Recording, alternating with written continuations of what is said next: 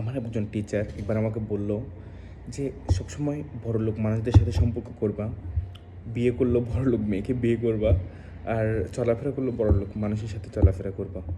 আমি ওনাকে প্রশ্ন করলাম, কেন বড়লোকের সাথে, কেন গরিব মানুষের সাথে কথা বলবো না? না, গরিব মানুষের সাথে কথা বলবো না, ছোটো লোক মানুষের সাথে কথা বলবো না, ছোটো লোক মানুষদের সাথে সম্পর্ক করবো না। আমি বলছি আমি আপনার কথাটা পুরোপুরি বুঝতে পারিনি।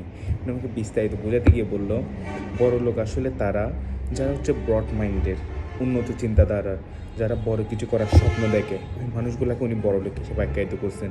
এবং ছোটো লোক কারা? ছোটো লোক হচ্ছে যাদের চিন্তাধারা নিচু, অন্য ভালো দেখলে হিংসা করে, অন্য কোনো কিছু দেখলে হিংসা করে, কেউ একজন ভালো কিছু করলে হিংসা করে, ওই মানুষগুলোকে উনি ছোটো লোক হিসেবে আখ্যায়িত করেছেন।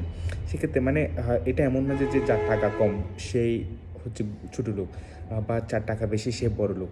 মেইন কথাটা হচ্ছে যার উন্নত চিন্তাধারা হচ্ছে তিনি বড় লোক। তার হয়তো অনেক টাকা পয়সা নাই, সমস্যা নাই, কিন্তু উন্নত চিন্তাধারা তিনি অবশ্যই বড় লোক, ইনশাল্লাহ তিনি বড় লোক হবেন, মানে বড় হবেনই কোনো না কোনো সময়। আর যার অনেক টাকা আছে কিন্তু তার চিন্তাধারা ছোটো, অন্য কোনো কিছু যদি হিংসা হয়, ছোটোখাটো বিষয় নিয়ে, অন্যের বিষয়গুলো নিয়ে সবসময় মাথা কামায়, তারা আসলে ছোটো লোক, যতই টাকা থাক না কেন। তো আপনাদেরকে একটা সাজেস্ট করবো, যদি সম্ভব বড়লোক মানুষকে বিয়ে করুন, বড়লোক মানুষকে হচ্ছে সাথে সম্পর্ক তৈরি করুন, বড়লোক মানুষের সাথে চলাফেরা করুন। ধন্যবাদ সবাইকে, আসসালামু আলাইকুম।